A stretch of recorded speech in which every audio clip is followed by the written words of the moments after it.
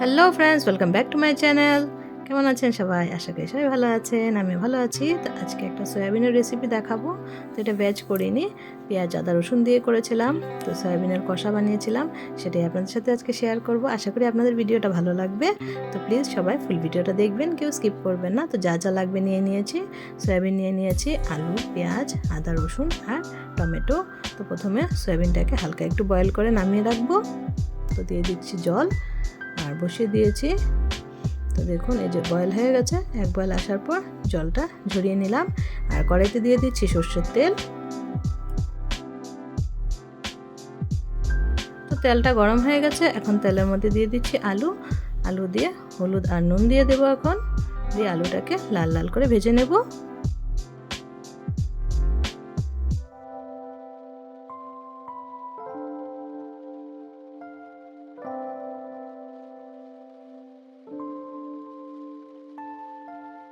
তো এই যে দিয়ে দিচ্ছি নুন আর দিয়ে দেবো হলুদ, দিয়ে সুন্দর করে ভেজে নেব।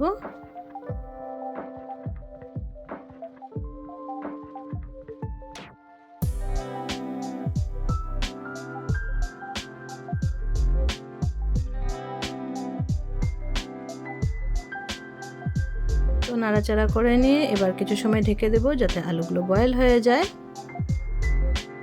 এদিকে সয়াবিনটাকে জল ঝরিয়ে রেখে দিয়েছি। এখন একটা মশলা পেস্ট করে নেব আদা রসুনের।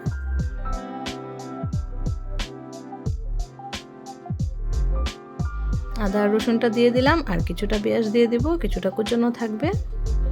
তো এটা একটা পেস্ট বানিয়ে নেব আর এদিকে ঢাকাটা তুলে দেখে নিলাম। আর এখন মশলার পেস্টটাকে আমি সয়াবিনের মধ্যে সুন্দর করে মেখে রেখে দেবো। আর এদিকে আলুটাও ভাজা হয়ে যাচ্ছে। তো মশলাটা দিয়ে দিলাম, দিয়ে দিচ্ছি নুন উপর দিয়ে।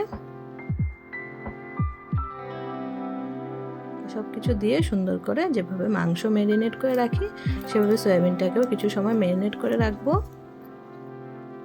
তো নুন আর হলুদ দিয়ে দিলাম, এখন দিয়ে দেব লঙ্কার গুঁড়ো আর দিয়ে দেব জিরে গুঁড়ো।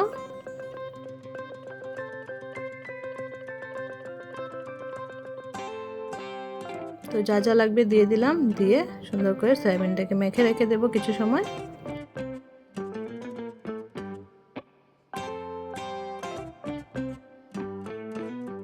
তো সয়াবিনটাকে আধ ঘন্টার মতো মেখে রেখে দিয়ে এবার কড়াইতে দিয়ে দেওয়া হচ্ছে তেজপাতা।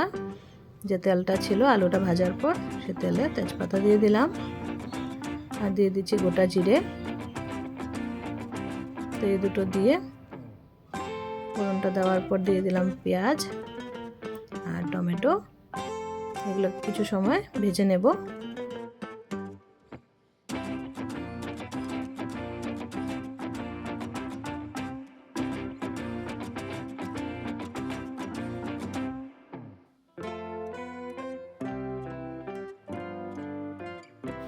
তো অল্প নুন আর হলুদ দিয়ে দিচ্ছি, দিয়ে সুন্দর করে ভেজে নেব।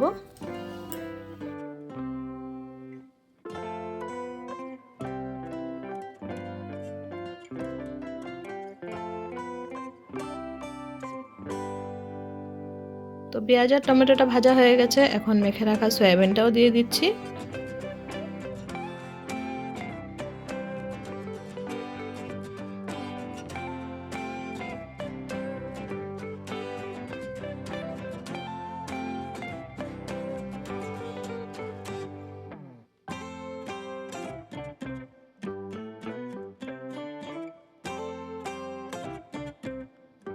তো সয়াবিনটাকে কিছু সময় ভালো করে কষিয়ে নেব।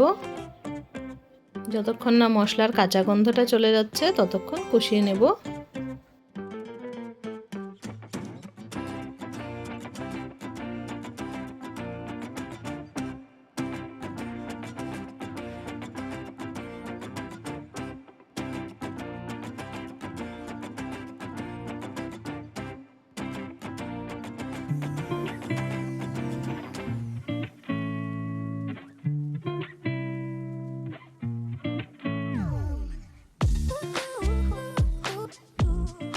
তো সয়াবিনটাকে ভালো করে কষিয়ে নিয়েছি। দেখুন একদম মশলাটা ভালো করে ভাজা হয়ে গেছে আর ড্রাই ড্রাই হয়ে গেছে। তারপর আমি আলু অ্যাড করে দিয়েছিলাম, ভেজে রাখা আলুগুলো।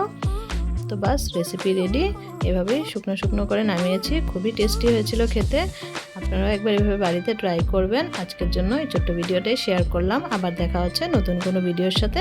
আজকের ভিডিওটা যদি ভালো লাগে তাহলে প্লিজ লাইক কমেন্ট শেয়ার করে দিবেন। Bye bye.